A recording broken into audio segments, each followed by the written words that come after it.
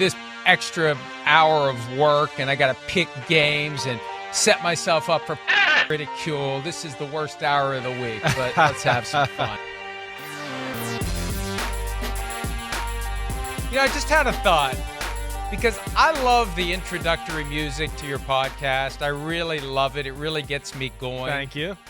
We need to have a live band at the Super Bowl that plays that. We need to find a live band in Las Vegas. Good luck. And I want horns. Right. I don't want keyboard at the start. Wouldn't the start sound even better if it was trombones on the way in, making that? It'd be great. Yeah.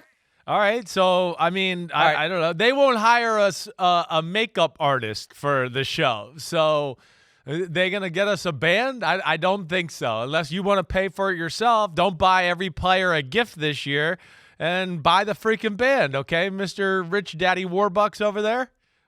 Now that I think about it, first of all, some shows do have makeup artists, just not ours. No. Second of all, when I put together all the various prizes that were awarded last year, probably could afford a band. Exactly every right. Every day of the week. Exactly right. If we're in Las Vegas. Yeah. At a minimum, we could have the horn sections, and I could do the drumming myself on the desktop. So horn section is all we need. Maybe a piano player. We were north of $5,000 by the time we did all the prizes last year. So, yeah, I think we could afford it. I'm going to have to start looking into that. We'll be in Las Vegas before you know it. Until then, we've got 1 week at a time. Joint Mega Picks podcast. We have to make these picks. Can't enjoy the games. Got to be rooting for our picks. Can't just sit back and watch the game and have some fun. Got to be. Come on, Dr. Doom. Like You'll be okay. Fan. You'll be okay. All right. Come on. All right. Let's do it. I had a good week last week, by the way. You did, yes. Not as good as I thought it was going to be, because we disagreed on 7, and I was 4-0 before I went 0-3 when the Texans came back and beat the Buccaneers. There it went. I don't know why the I picked the Jets to win on Monday night. I'm done with the Jets. I'm off the Jets. The Jets are done. But otherwise, hey, 9-5 against the spread. 9-5 against the spread, baby. Strong. I'm ready to go to Vegas. Yeah, I'm ready to go to seriously. Vegas. I'm catching up in the category I don't care about. Maybe I do care about it now. Yeah, right. Until you're winning, you'll start caring about it. Yeah, it's all right. I'm still in striking distance in the other two as well. Gosh, it's just best bets. Yeah. We finally got our heads out of our asses on best bets, combined 5-1, and it'd be 6-0 if you didn't foolishly think the Falcons were going to cover the spread against Minnesota. What were you thinking? I don't know. They had the ball at 21-13, and they were around midfield, and then they turned the ball over in 2 consecutive plays, and the game totally freaking changed. So good thing it was just pretend money. Yeah, up yours, Minnesota. The hell with you. Let's get this going. All right, but it's getting interesting. It's getting tight in all categories, and hopefully I can chip away this week. Chip. But I keep expanding my lead straight up. It is only 3 games. Yeah. It is only 3, and it could be gone just like that. Okay, every week this season you can play along with us. DraftKings has set up the free $1,000 Florio and Simms Pick'em pool. Pick every game against the spread for a chance at a $1,000 prize pool. That means you have to share it. Prize pool each and every week. Download the DraftKings app, click on the Pools tab, and enter the free $1,000 Florio and Simms Pick'em pool to make your picks, or visit DraftKings.com/pools.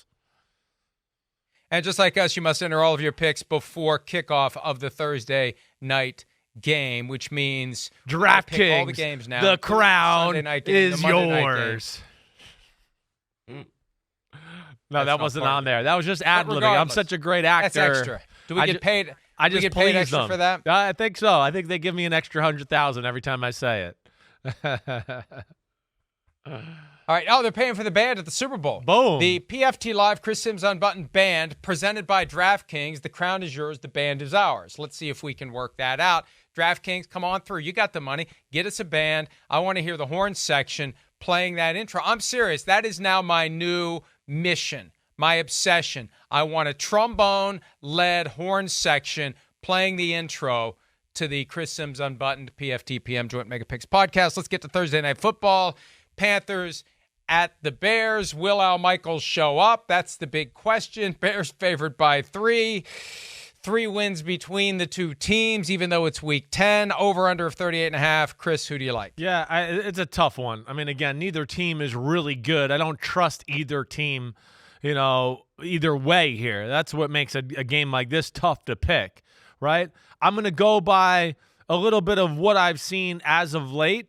And I feel like Chicago's played better football than Carolina. Carolina, I know, got the ugly win off the bye against the Houston Texans, but it's that game last week wasn't very impressive. Before the bye wasn't impressive. I guess I'm just saying I trust them, less than I do the Chicago Bears.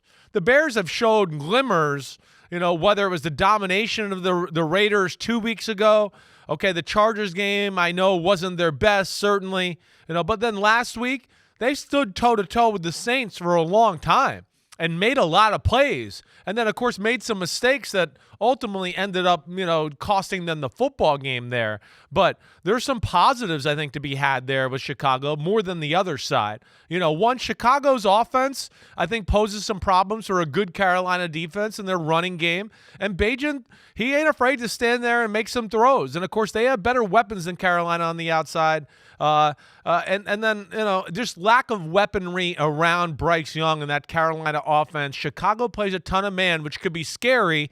I'm going to play it more that it's going to be hard for Carolina to wiggle free for the better part of this football game. I'm going to go with the Bears. Going to have the Panthers covering the spread. Kind of a late game field goal type of thing I'm feeling. Bears 20-19. Well, I'm going to move within 5 games of the against the spread competition. I think the Bears cover 16-10. I think it's going to be an ugly game. I just think the Panthers on a short week. When you look at how they were able to get Bryce Young ready with the transition of the play calling from Frank Reich to offensive coordinator Thomas Brown, last week it didn't go quite as well. They took a step backward. I don't think they can take a step forward on a short week. And the Bears are better than I think what we have perceived them to be during that ugly Sunday night loss to the Chargers. Yeah. They gave the Saints everything they can handle, and I think Tyson Bagent is developing into something that gives the Bears at least a decision to make after the season. Do they continue to develop him? Will they be in position to draft a franchise quarterback with the first overall pick? What do they do with Justin Fields? But I think for now, Bagent does enough, outduels the first overall pick in the draft in large part because the team around him is pretty good. DJ Moore, I think will have a big night just because he gets a chance to stick it to the Panthers for trading him away. 16-10, Bears win. And remember, the last time we saw the Bears on Thursday Night Football, what did they do? They beat the hell out of the Commanders, and DJ Moore had a huge night. Could have had 4 touchdowns, but for the fact that somebody didn't realize that he apparently didn't step out of bounds as he was running to pay dirt. So 16-10, Bears for me. We agree on the outcome. We disagree on who covers the spread. Early Sunday morning for the last time this year. Now, look, you ever go to a nice restaurant and you get a steak and then the dessert is just like a turd?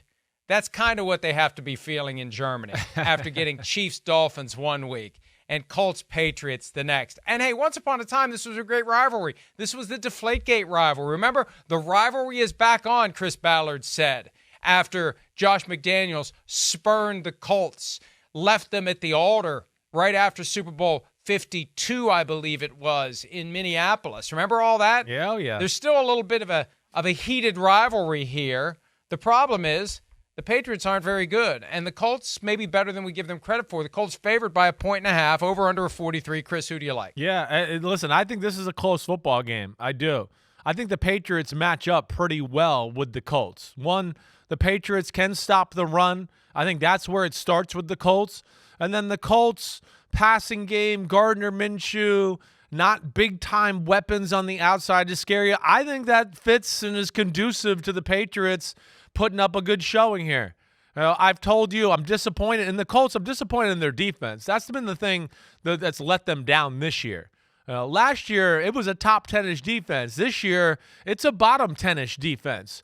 People score points. They make big plays on them, right? Nobody else makes plays on the Colts defense. We saw Kenny Moore last week. I get that, but we got to see more of that from them, right? I feel like DeForest Buckner's really the only guy on the defensive side of the ball right now that consistently kind of fucks the game up a little, right?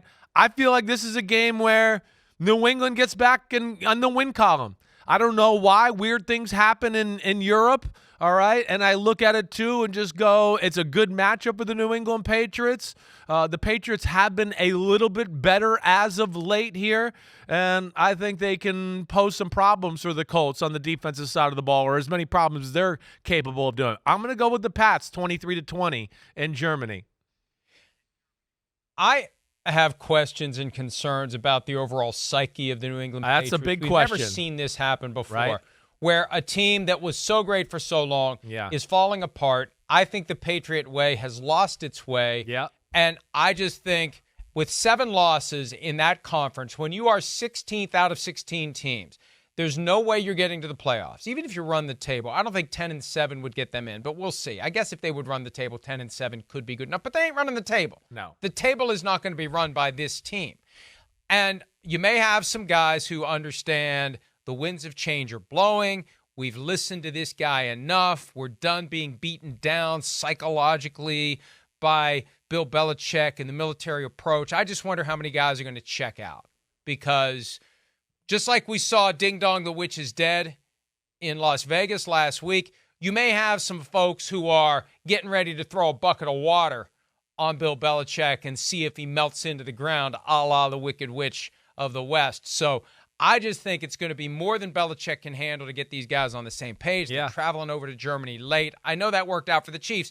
Chiefs are a far more disciplined team right now, a far better team right now than the New England Patriots. I got the Colts in this one, and I think the final score will be 23-17 Indianapolis over New England, and the Patriots fall to 2-8. Hey, the points you bring up are definitely the points that make me want to step on the brake and be like, I hear what you're saying. You know, where's the confidence? Where's the psyche of the Patriots at in totality is definitely a big question. And something that does scare me, and I thought about that, you know, in this matchup where I went back and forth in my mind here. It's certainly not going to be a best bet, I can tell you that much. All right, we move on to the next game, and that is the 1 o'clock Eastern showdown in Baltimore between the Browns and the Ravens. And the Ravens have won their last 2 home games against good teams, 38-6 and then 37-3. I think that combines to 75-9. That's pretty good. The Browns come in with Deshaun Watson back under center. The Ravens are favored by 6 with an over-under of 38. Chris, do the Ravens complete the sweep? Remember, back in Week 4, Baltimore beat the Browns with Dorian Thompson-Robinson at quarterback 27-3. Who do you like in this one?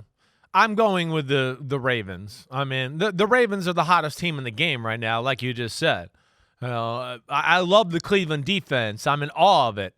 I like the Baltimore Ravens defense even more, let alone the Ravens have the number 6 offense in football?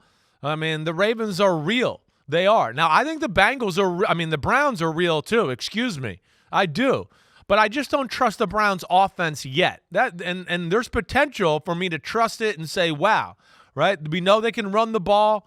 They're one of the best screen teams in all of the NFL. Every week I watch and I go, man, Stefanski and them have so many good creative ways, to screw over a defense with passes behind the line of scrimmage. They're great in that department.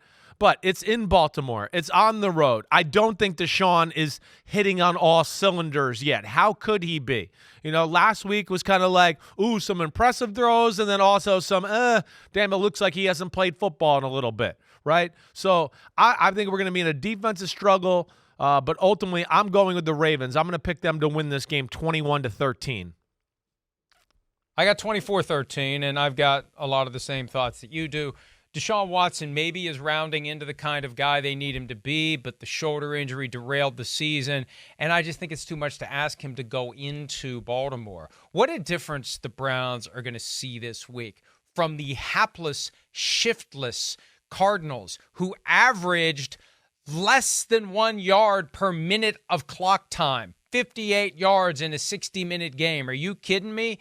What a difference it's going to be this week for the Browns to go into Baltimore and see this Ravens team that already beat them 27-3 without Deshaun Watson, but still, The Browns have to prove it to me before I'm going to believe they can win on the road against a team like this. The Ravens are looking great right now, and we know that they're prone to step in a pothole from time to time. We've seen it over the years. It could happen, but I'm not ready to put my non-money where my mouth is. I've got the Ravens 24-13. All right, let's move on to another game featuring two teams at or above 500. 4-4 Texans taking on the 5-3 Cincinnati Bengals, who are surging in the AFC. They are favored by 6.5 against C.J. Stroud and his 470 passing yards last week, plus 5 touchdowns, over under of 47.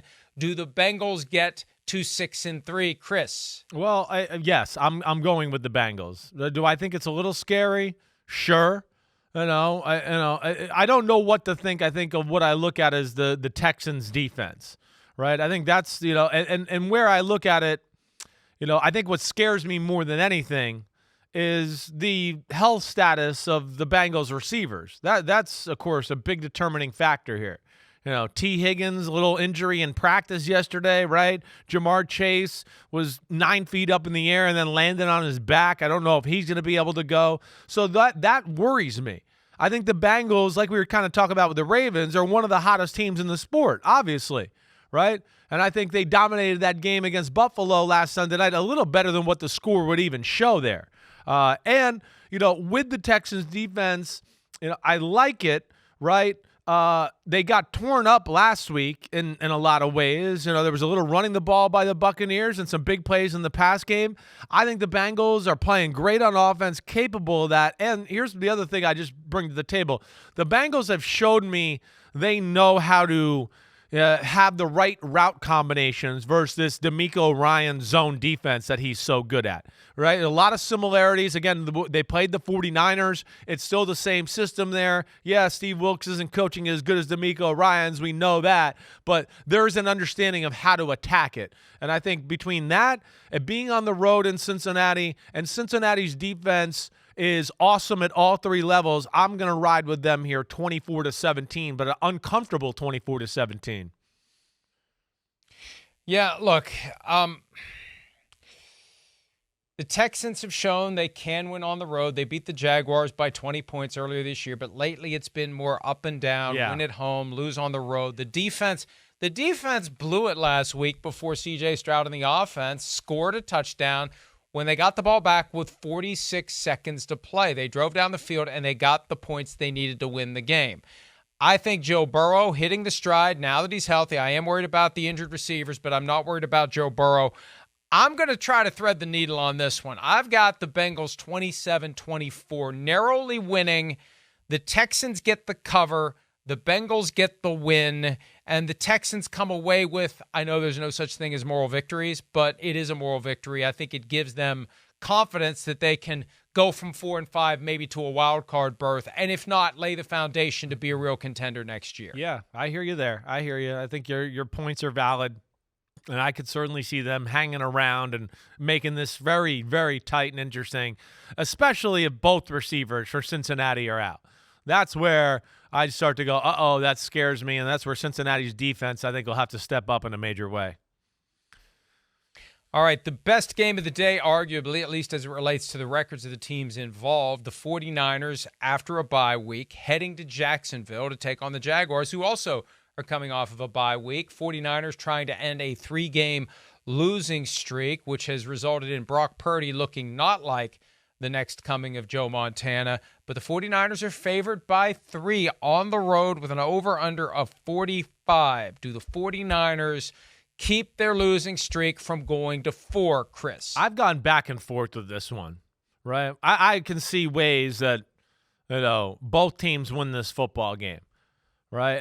Again, the Jaguars do some of the things. First off, they have great balance. They have a great running back. We know they protect pretty well. I think that's probably something they'd like to be a little bit better at. We know Trevor Lawrence. They got weapons. You always hear me talk about if you're going to play the 49ers, you got to be willing to throw the ball down the field and outside the numbers. Jacksonville can do that really well. So that scares me in that part of it, right? But the other part of that is that this is a 49ers team is a little desperate. Jacksonville's coming off the bye going, feeling good. We're 6-2. We've been playing great football. San Francisco went into the bye going, what the hell? We need to make some adjustments. We got to fix some things, right? So that's where I look at the 49ers and go, I expect things to maybe look a little different on the defensive side of the ball. A few new wrinkles, some corrections, some adjustments by Steve Wilks. And then, of course, you got the Chase Young aspect that's going to bring energy to that side of the ball. Offensively, or the other side, right? Jaguars can stop the run. They can stop the run. They're not a great pass rushing team, but they're creative in how they attack the quarterback and do that both in the secondary and with blitzes. They cause turnovers, interceptions, forced fumbles. They're up there in the top of football of that department. The 49ers have had issues turning the ball over lately. But the 49ers are healthy on the offense, it looks like, other than Trent Williams. And, I think between that, the desperation of, oh, no, we can't lose 4 in a row, and having a different feel in the bye week, I'm going to go with the 49ers here. I think it's a really evenly matched football game, but because of those factors, I'm going 49ers 24-20. I suspect that Kyle Shanahan did not enjoy his bye week at all. He looked a little more haggard than usual when we showed a clip of him speaking at his Wednesday press conference. My guess is he's been tormented the entire time. 3 losses into your bye week, just after what felt like a coronation when they stomped the Cowboys 42-10, week 5, Sunday Night Football. So I suspect he's been putting in a ton of work, burning the midnight oil, burning the candle at both ends with a flame right down the middle. The 49ers find a way to win this one. They have a higher degree of desperation, and I think desperation matters. The Jaguars in firm control of their division, not feeling that same urgency. This is an opportunity game for them. It's a necessity game for the 49ers. I've got 23-17 49ers winning. Brock Purdy gets back on track. Christian McCaffrey has a big game. Deebo Samuel's back. They probably won't have Trent Williams. They add Chase Young to that pass rush that maybe gets a little more unleashed now that the defense is under siege and being criticized for not getting it done. Long day for Trevor Lawrence. Not a blowout, but a reestablishment by the 49ers that they're one of the elite teams in football. Yeah, listen, I think Jacksonville's an elite team too. I do. And that's what scares me. But I'm with you, and it's the external factors, the psychology again that I favor the 49ers in this one. But I certainly wouldn't be shocked if we came here on Monday talking and doing the show and we went, whoa, Jacksonville won 24-20 or 23-17. We shouldn't be. They're in the class of the 49ers. I just think, like you said, the 49ers are going to put their best foot forward in this one. All right, here we go. Baroo. And what I did you purple mother. What I did this week, because I had some time before our show this morning, and I thought, you know what, I don't have the lines yet. I'm just going to attach a score to all the games. I'm going to go through the exercise, and if I have to adjust them later, so be it. And I didn't have to adjust any of the scores. I stuck with the scores I had. None of them landed right on the line. Okay. And with the Vikings game, I just assumed the Vikings would be favored in this one. At home, defense pretty good. Look at what they did last week in Atlanta. The Saints are favored by 2.5 in Minnesota. This has best bet written all over it for me, and I'm going to start right here with the Vikings, with Josh Dobbs, with this vibe that they have now. It's very intangible, but it's also very tangible. There's a confidence. What happened on Sunday in Atlanta was validation of Kevin O'Connell's position one day after Kirk Cousins tears his Achilles tendon, that this is not a challenge. This is not a test. This is not adversity. This is opportunity. And I think that that message was hammered home. It's why he was so euphoric when they won that game. It carries the team moving forward to believe it can keep winning and winning and winning and winning. And the Saints have won a couple in a row after that clunker on Thursday night where they did come back and tie it up, but ultimately it didn't work out. I think the Vikings win this one. I think the Vikings get to 6-4 after a 1-4 start. I've got 30-27 just because I'm rooting for a great game. We saw 31-28 last week. Vikings win, no spread to cover because they're the underdogs, Chris, to my surprise, which again has me thinking time to go purple with one of my best bets. So what do you think? Are we going to disagree on this one? Is this a chance for me to pick up another one? Well, I'm going 24-17, and you're damn right I'm not going with the motherfucking Minnesota Vikings. I'm going with the Saints. That's right. Yep, I'm going with the Saints. You can believe all this bullshit and recency bias. I got to see it one more time, okay? Wow. Yep, that's right. I got to see it. I think, listen, it was great last week. I get that. I think the game fell the right way for them, too, in a lot of ways, too, with Atlanta with a few self-inflicted mistakes and whatever else, right? I don't think that Josh Dobbs and his running is going to catch the Saints by surprise here. The Saints offense has got it going a little bit. I'm just not ready to buy into it yet. I got to see it maybe one more week for me to go, okay, it's real. This is a tangible thing. The Minnesota's got this figured out. I got great respect. You know that, right? It's a Saints defense that's good. It's not great, right? But I do think their offense has got it going here a little bit as of late and making some plays. I'm going to take them to win this one. Ugly, but 24-17. That dome is going to be rocking. Now, the last time the Vikings had a big win on the road and came back home, they got the shit kicked out of them by the Cowboys. But this is a different team. This is a different vibe. And they know that they need to keep winning. And they just have that sparkle. And I think it's going to last. They go to Denver for Sunday Night Football next week. They have Monday Night Football at home against the Bears. And then they go into their bye week and they come out with a trip to Las Vegas. I think they're going to keep this going. And I have a feeling I'm going to keep picking them beyond this week. All right, Packers-Steelers. Once upon a time, I mean, like this was because they meet every 4 years. Yeah. And this is like a Super Bowl matchup that never happened. A couple of dynasties from yesteryear never changed their uniforms. The Steelers made the little adjustment to their numbers in the mid-'90s, but we'll give them that. They still have the emblem on one side of the helmet, which is badass. Now there's just a different feeling about both of these teams. The Packers, caca. Last week's game between the Packers and the Rams, almost unwatchable. The Packers finally get a win, a much-needed win after losing way too many games with Jordan Love. Steelers at home, that's all you need to know. Steelers at home against a team that may not be better than them. I mean, Steelers at home against a team that's better than them. Oh, mama, I'm in fear for my life from the long arm of the law. Steelers win. Steelers at home against a team that is either equal or worse.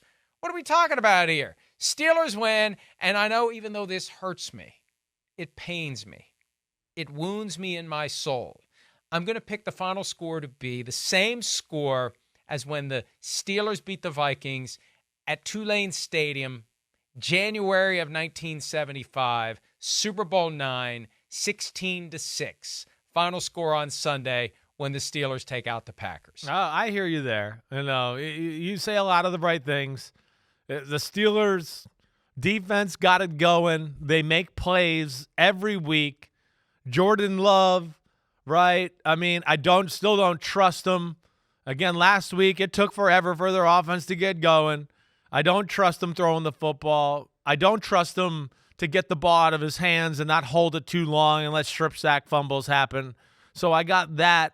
I don't expect them to be able to move the ball very much on the Pittsburgh defense. Just because their offense is so basic right now, I got to see it to believe it. And then, I don't expect it to be pretty by the Pittsburgh offense by any stretch of the imagination against the Packers, but I think it's going to kind of be what we always see it be. Ugly, 10 points at the half, another drive or two in the second half to get some points, and, that's all she wrote. And then they'll let their defense dominate from there. I'm going to go Steelers 20-10. I have a lot of the same thoughts you do. But this just feels like, their kind of game that they're made for. And this, I think, will be the first game all year that they outgain their opponent and win the game. I think that'll happen for the first time, which is still a remarkable stat. It is amazing. Outgained in 8 straight contests and are still 5-3. All right, the last game in the 1 o'clock Eastern window on Sunday, the Tennessee Titans taking on the Buccaneers. Tennessee making it official that Will Levis is the starter. The Bucs have lost 4 in a row. They had the game won in Houston last week. The defense let them down with 46 seconds left. Bucs favored by 1, over under 38.5. Who do you have? Well, this is another game where, it just feels like a Titans type of football game for me. That's where I don't like the Bucs offense was better last week. I got it. But I don't know if I'm ready to sit here and say, oh, yeah, it's ready to turn the corner and put up points and 30-something points every game. No, I don't look at it that way. One, I don't look at it enough to go, oh, I think they're going to be able to run the ball so much that it's going to stress the Tennessee Titans out to where they're going to have to play crazy, aggressive coverages in the back end because they're so worried about the run. To me, the way the Bucs play is conducive to, the Titans being able to let their front seven kind of do the work there, and then they can use people in the pass game and make things tough on you, even though their defense isn't great. It's the kind of formula that helps them out, right? And then, the vice versa of that is I feel like Tennessee poses problems that stress the Buccaneers out. The Buccaneers always overplay the run. Right? That's one of my problems with Todd Bowles. I mean, even last week, I had a joke in my podcast that Todd Bowles was playing run defense in the third quarter. We're already 300 yards passing in, like he was playing the 93 Cowboys and Emmitt Smith. And he's still got 8 guys at the line of scrimmage, like, they might run it all over us still. No, they're not, Todd. They're throwing it all over you. Adjust. And I just think he's a meathead that way, and their defensive coach is there to where they're going to go all in and worry about the running game and all that, and they're going to leave some opportunities for Will Levis in the passing game like we've seen. I'm going to go Titans 20-17. Ooh, we disagree on this one. I just think it's time for the Buccaneers to win another game. They're too good to have lost 4 in a row. They're too good to make it 5 in a row. They're at home. I give them 24-21. I don't have a ton of confidence in this one because I keep picking the Bucs and they keep losing. I don't know why I keep picking them. I just know. Think that what's the definition of stupid? Some points, I don't know. I'm too stupid to know. All right, so I got 24-21. Let's go ahead and break because we got some late afternoon games, we got primetime games, we got best bets, we got more to come on this joint Mega Picks podcast. Chris Simms Unbuttoned, PFTPM. We'll be right back.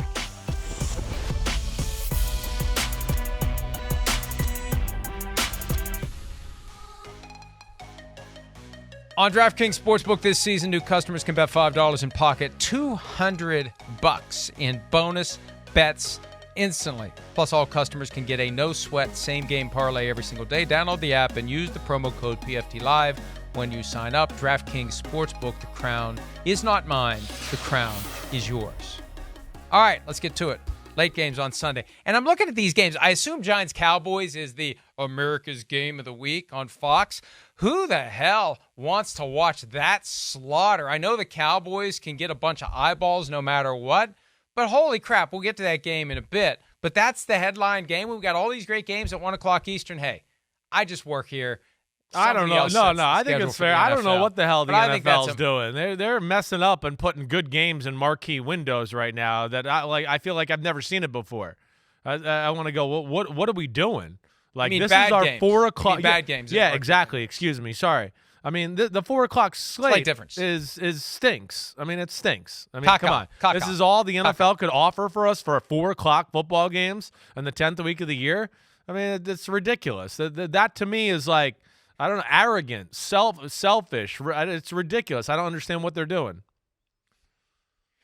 And there are some great 1 o'clock games that we get to watch at least. We shouldn't complain because the late afternoon games, there's so much happening. We're getting ready for the show. We can't really watch and study the games the way we'd like to. The good games this week in that 1 o'clock window. All right, Falcons at the Cardinals. Falcons favored by 1.5. Over under of 43. Who do you like? Kyler Murray may be back too. I know. That's why the spread. That's why the spread's so close. Whoa. What's Kyler going to do? I know. It's scary. It's scary. There's a part of me that there's a part of me that sat here and I was like, should I take the Cardinals? The boost of Kyler Murray? I'm not sure about Atlanta. Right? I mean, they just will screw anything up right now. They really will. So I don't know what to think of them. They scare me a little. And then, the unveiling of Kyler Murray and some things that you haven't seen them do on film that you got to worry about, all of that. Hell, we're better than Arizona anyways. We should be able to just show up and beat them, right? All those factors scare me. But at the end of the day, I still can't pick Arizona. I can't, not yet. This is big, though. Like, to me, this is a season-defining moment for Atlanta. They lose this football game, I want to be like, see you later. You guys don't have what it takes to get in the playoffs or win the NFC South. This is like, you better wake up and show up here and beat this football team, and start to gain some momentum here. And I'm going to play that they do that. I am. Their defense hasn't been as good as of late, but I'm going to play more that Kyler Murray is rusty and not on his game. Might have some opportunities to make a few plays, might miss a few throws here and there, right? But I'm scared of that. I'm scared it could be the opposite, and he's going to be like on his game and hitting people everywhere, and they're going to be like, whoa, we don't know what hit us. And then I'm going to, play the fact that the Falcons can get their run game going against this Arizona defense. I am. Now, what scares me, too, is the thing we always talk about with Atlanta, is just lack of people that scare you on the outside has really hurt them and their ability to run the ball as good as they should be able to with that offensive line. So we'll see where it goes, but I think because of the desperation and all that, I'm going to take the Falcons in a close one, 23-21. I will go with the Falcons 28-17. Both of us have Atlanta winning and covering. And look, I think if they blow this one, Arthur Smith needs to start thinking about who he's going to use as a realtor when he sells his house, because he could be done after the season. If this falls apart, because the table is set for them to win that division, and if they blow it, he could be done. I haven't heard anything, but we know what happens every year. 5, 6, 7 guys fired as head coaches every single season. Arthur Smith has had the benefit of the doubt so far. Arthur Blank has been patient. I think patience runs out if the road to missing the playoffs includes losing to the hapless Arizona Cardinals. Yeah. All right, Lions at the Chargers. Did I say my score 28-17? Lions at the Chargers. Lions coming off their bye week. 3 points favorites at L.A. There will be a lot of Lions fans there. I think back to week 1, 9 weeks ago, when we saw all that Honolulu blue at Arrowhead Stadium on the opening night of the season. I suspect they will take over SoFi, 48.5 point over-under. That's the highest of the week. 92% of the spread money is on Detroit, according to DraftKings Sportsbook. Lions -3. Chris, who do you have? Yeah, I mean, I'm going with the Lions. I am. Now, I think Chargers defense been better, right? Lions haven't consistently run the ball great, right? But bye week, I got to think there was some recalibrations there and trying to fix some things. I think the thing that scares me, okay, and like I said, I'm taking the Lions, is the Lions like to play a lot of zone, and I feel like Justin Herbert and company, could pick them apart to a degree and have some drives where it's 8-10 and 5-8-10 and do all that. Right? I just don't think there's enough firepower in the Chargers offense when all's said and done. Keenan Allen's a real good player, but he's not a guy that scares you making big plays. They have nobody else on the offense like that right now. They're not good enough running the football. Their defense is better and pain in the butt, but I just don't think they're as good as the Lions. I'm going to go with the Lions on the road, 28-20. Yeah, I agree with you. I mean, this game's a CBS game, and they've changed it now. They have that cross-flexing. It used to be this would have been a Fox game, and this would have been a prime candidate to put into that window at 4:25 p.m. Eastern instead of Giants-Cowboys, but alas, it's a CBS game. And kind of a rare occasion where we're going to have the top Fox crew going at the same time the top CBS crew is broadcasting, even though it'll be a 4:05 Eastern game. Kind of a weird little glitch there, but Nance and Romo and company will be in L.A. for Lions-Chargers. I like the Lions in this one just because they're coming off of the bye. I think they're still a little salty about what happened to them in Baltimore. They're the better team. The Chargers have won a couple of games recently that haven't been all that impressive. The offense on Monday night against the Jets was not something you look at and say, wow, they've really got it figured out. They did just enough to couple with the Chargers defense doing a great job against a very bad Jets offense. Yep. I will go with the Lions. 20, they had the long touchdown, 87-yard, longest punt return touchdown of the year. I've got the Lions 27-23, barely covering. I think the Chargers have enough to keep it interesting, but the Lions, they understand that the 1 seed is in play. We talk about the Eagles, we talk about the Cowboys, we talk about the 49ers. The Lions get overlooked. They interviewed Aiden Hutchinson earlier this week, and they're aware of what's on the line. They understand that there's value in having those home games, maybe getting a bye in January. They have games they can win and win and win and win all the way until Week 17 at Dallas. I think they win this one 27-23. And speaking just Dallas, before you go on, I'm shocked too what you said about Nance and Roma. I'm shocked that they're not going to be at Cleveland, Baltimore. Man, with all the stars they got on the field and a 7-2 and 5-3 team, I'm shocked by that. Yeah, 4:05 p.m. Eastern, too, regional, but it's the LA market. So there you go. All right, Giants-Cowboys. The biggest spread of the week, the biggest spread of the year so far, 16.5 points with an over-under of 38.5. That's a huge spread for such a low over-under. They're not counting on the Giants scoring many points. The last time they met Week 1 Sunday Night Football, it was 40-0 with Daniel Jones playing quarterback. Now it's Tommy DeVito going against the Cowboys. It's going to be ugly, Chris. Let me start here because I try to pick blowouts when I think a blowout's going to happen. I think this is going to be ugly. My only concern is the Cowboys call off the dogs and we start getting some garbage time points from the Giants and maybe they score enough to just cover. I doubt that's going to happen. I'm going 52-10, old school 70s style ass kicking, haves versus have-nots. Back in the days where you had great teams and you had shit teams. And when the great team came across the shit team, it was 52-10. That's what's going to happen on Sunday with Tommy DeVito, with Dallas at home where they've won 11 in a row. And the Dallas formula is it's either close and maybe we pull it off or we will kick the shit out of you. That's what's going to happen on Sunday. The Cowboys, once again, will kick the shit out of the Giants. And I don't see the Cowboys letting up because it's the Giants, because it's a rivalry. If it was some random team, maybe they'd ease up. I think they're going to keep going and going and going against the Giants just to create as much turmoil as they can for that franchise. All right, well, we know one of your best bets. That's the lock right there, considering that you're 26 points above the spread there with your margin, right? I hear what you're saying. I honestly think the Cowboys are going to win and dominate the football game.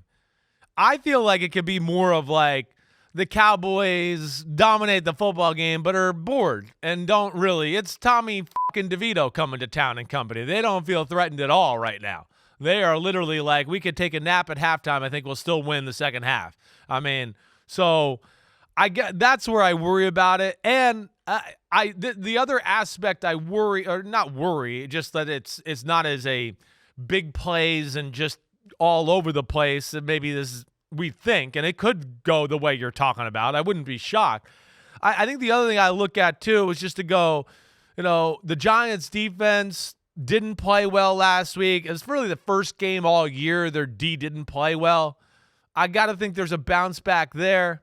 And Dallas's offense is still very easy to figure out. It really is. So that's where I could see them kind of hanging around. But I'm going to go Cowboys 24-6, Mike. I'm going to have them cover for sure.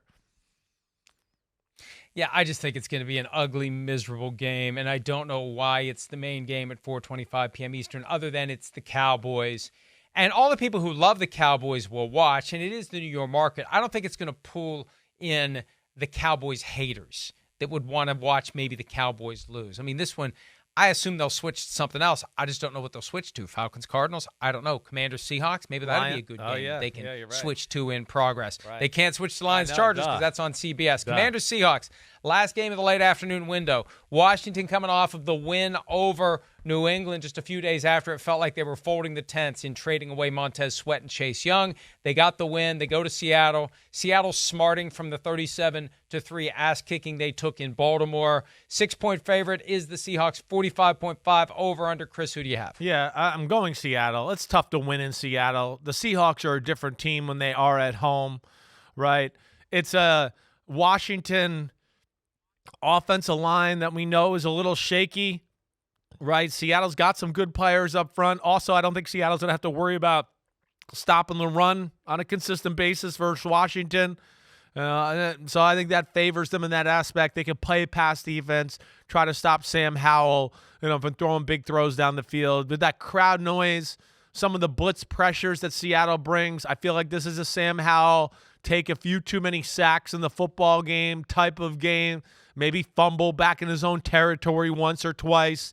That's the things that worry me. Seattle's offense is concerning. It is.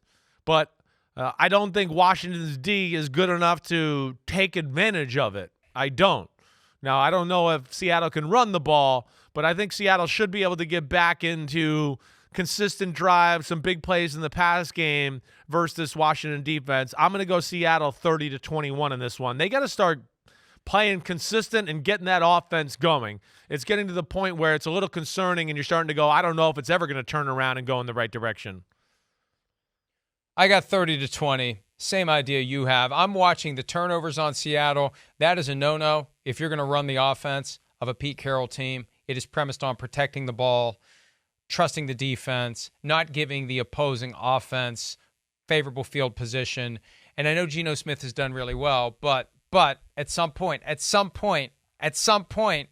got to think about Drew Lock. And they've got that stretch coming up, 49ers, Cowboys, 49ers, Eagles. They got to prove themselves in those games, and they can't stumble in a game like this at home against a lesser team. They have to get this done. I think they will get it done 30-20. If they don't, we have to reconsider our position on how viable of a contender the Seahawks are this year. Let's take a break. The primetime games for Week 10 when Chris Simms Unbuttoned and PFTPM continue right after this.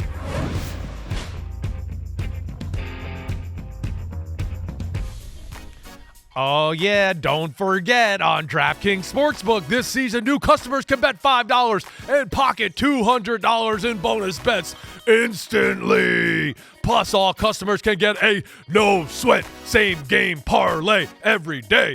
Download the app and use the promo code UNBUTTON when you sign up. DraftKings Sportsbook, the crown is yours. Okay, I don't know if you're auditioning for the WWE, which is right down the road from where you are. It kind of sounds like the parody commercials that they do on John Oliver's show last week tonight, when they've got that voice, that high-energy voice, that, you know, the monster truck show coming to town voice, where it just keeps going on and on. Buy your free T-shirt as this monster truck crushes teams all day long. Buy your tickets, 5 tickets for 45 cents. Tonight. Yeah, like that? That's what you mean? Yeah. All right, I'm done. Sunday Night Football. Here we go. Jets and the Raiders. The Heidi game. Yeah. Revisited. Yep. That's the most interesting thing to say about it. Let's move on. Okay. No. Look, I've been saying this all week. I said it on Tuesday, the day after the Jets lost to the Chargers. Because I initially said, no matter how hard I try, I can't sell this game. But as I started thinking about it and talking about it, the game is sellable. The Jets need this one. If the Jets lose this one, they're done. All the talk about Aaron Rodgers coming back from the torn Achilles tendon, whether it's fully torn or partially torn, plenty of people think it was only partially torn. Regardless, it doesn't matter if they lose this one because they got the Bills next, then the Dolphins on Black Friday before they get into December. They may be 4-7. They need this one. The Raiders are 4-5. They can get to 500. That's the other side of the coin. When you fire Josh McDaniels at 3-5, you get a little bit of a lift from the interim coach. Ding dong, the witch is dead. Smoke him if you got him. They could get to 5-5 and be in the thick of things, potentially for a wild card berth. I know. So it's crazy. This game is consequential for both teams. And, you know, they're relatively equal talent-wise. That makes it a close game. It's going to be a defensive struggle, close game. So, yeah, I think that people would be upset at the end of this one if Heidi all of a sudden starts playing. You look at it at first and say, maybe Heidi would be better to watch than this. No, this will be a good one, I predict. Now, Chris, the question is, with the Jets favored by 1 on the road in Vegas, short week after playing at home on Monday Night Football, who do you like? Over under 36. What's your pick? My pick. I want to hear you go. I got first. distracted by something. Okay, I want to hear you go first. All right, there you getting text, Johnny Insider. Okay, I want you to go first because you kind of made it sound like you weren't picking the Jets anymore. So I want to hear it. I want you put your money where your mouth is, Johnny Las Vegas Raiders. Let's go, Mr. Insider over there. I picked the Jets against the Broncos, and it worked out. I picked the Jets against the Eagles, and it worked out. I picked the Jets against the Giants, and somehow shamrock it up worked your out. ass. Yeah.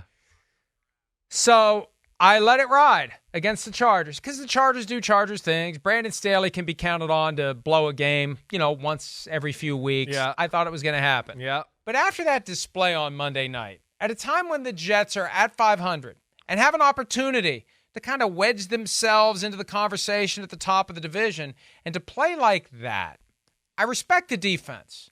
I said earlier this week, the fact that the defense kept playing so hard, you could see they were busting their asses even though they knew it was a lost cause. I just can't do it. Short week to Las Vegas, all of these questions about Zach Wilson, the inconsistent messaging from Robert Saleh, I plead the fifth about why Trevor Siemian hasn't played in place of Zach Wilson. Right. And then he had to do the cleanup on aisle 5 and try to call it a conspiracy theory.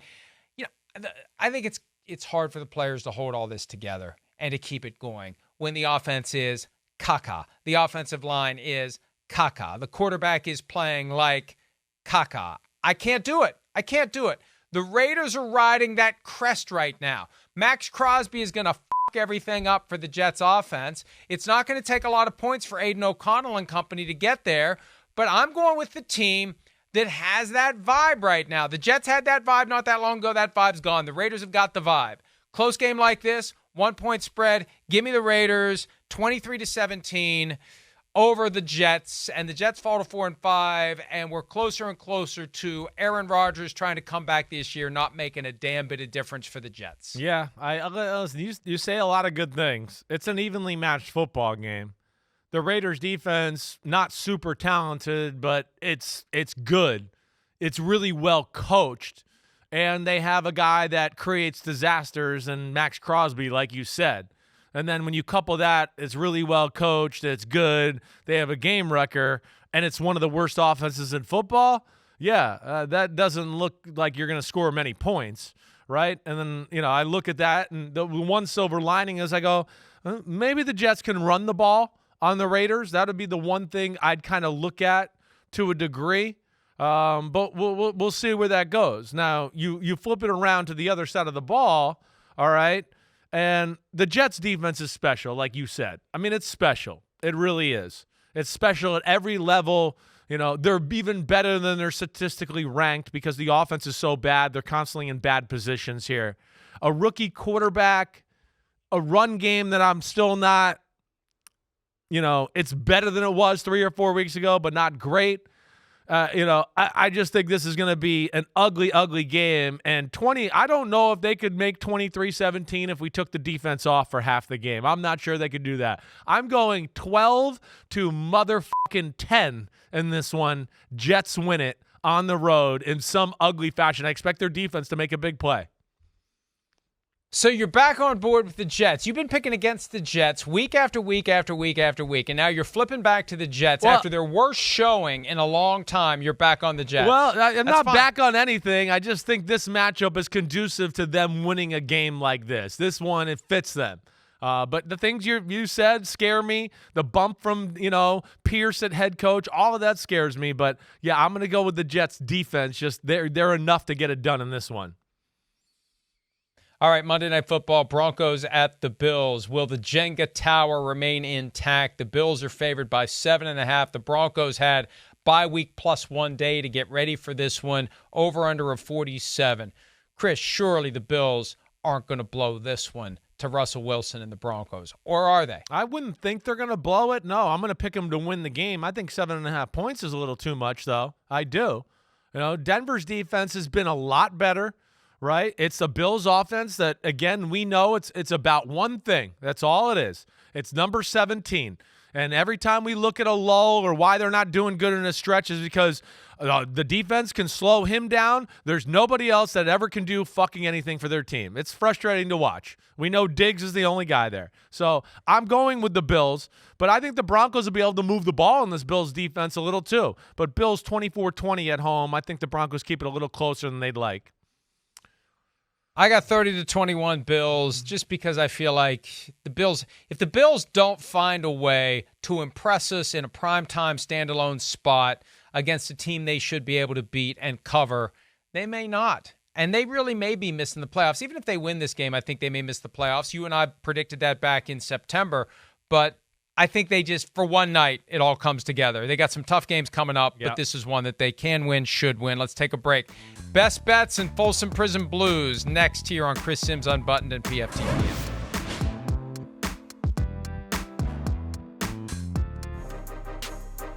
All right, Chris Simms Unbuttoned, PFTPM, best bets time. We had our best week in a long time at 5-1 combined last week with best bets. We picked 3 each. Chris, you're up. All right, well, I'm going to the Browns-Ravens game to start it off, and I'm going with the Ravens, right?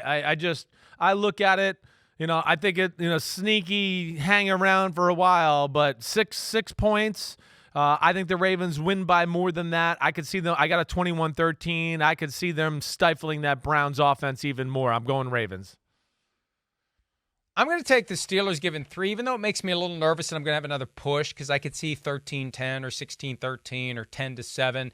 I think the Steelers are more than 3 points better than the Packers, and the Steelers get a little mini bye, get a win, get to 6-3, and keep this unlikely run going. I'm joining you there. I am also going there as well. This, to me, is just too much of a Steelers football game. Slow, grind it out, slowly just dominate and apply pressure to the neck and just finish off the Green Bay Packers. Like that description? Well, yeah, that's fairly graphic, but that's okay. The Falcons, I'm going to take given 1.5 to the Cardinals, even though it makes me a little nervous with Kyler Murray. I'd like to think they learned their lesson last week, giving up 66 rushing yards to Josh Dobbs. Assign someone to account for the quarterback running the ball, but it's first game back for Kyler Murray. I just feel like they're not going to be ready to go, and the Falcons desperately need this one, or Arthur Smith could be done in Atlanta. Yeah, I hear you there. Not now, by the end of the year. At the end of the year, not now. I don't mean he's going to get fired now. Don't worry, Dr. Doom. We're not taking you too literal there. We got you. At the end of the year. Watch, you'll get fired Tuesday. I'm going to go with the Lions. -3, favored by 3. Not enough points here for me. On the bye week, Chargers don't make enough plays on offense, and I just think the Lions are too balanced on the offensive side of the ball, and the Chargers defense will have problems. The Giants stink even without Tommy DeVito playing quarterback. The Cowboys, even if they do sleepwalk through it, they'll cover that 16.5-point spread. How can they not? Why is it only 16.5?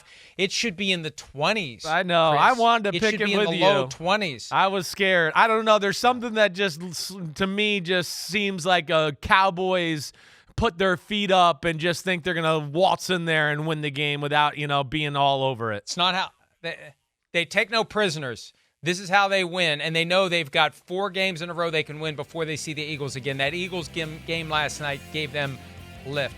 I assume we're both going Cowboys, Folsom Prison Blues. 100%. How the hell could you pick the Giants to ever beat the Cowboys? Yes. They're dead in a gutter, and then they're dead again on the gutter. You're letting your dad down. See ya. That's it. Enjoy the games. Bye. Yo, what up, homies? Thanks for watching. Remember, subscribe to Chris Simms Unbuttoned. Right now, we got Sunday pod, right? So you can have it Monday morning. We recap all the action. Wednesday, it's the What the Happened podcast. We're going to get deep in the weeds on the key matchups of the week. And then Thursday, I'm picking games with that jerk Florio. So you know where to find us, homies. Keep watching. Peace out. We'll see you.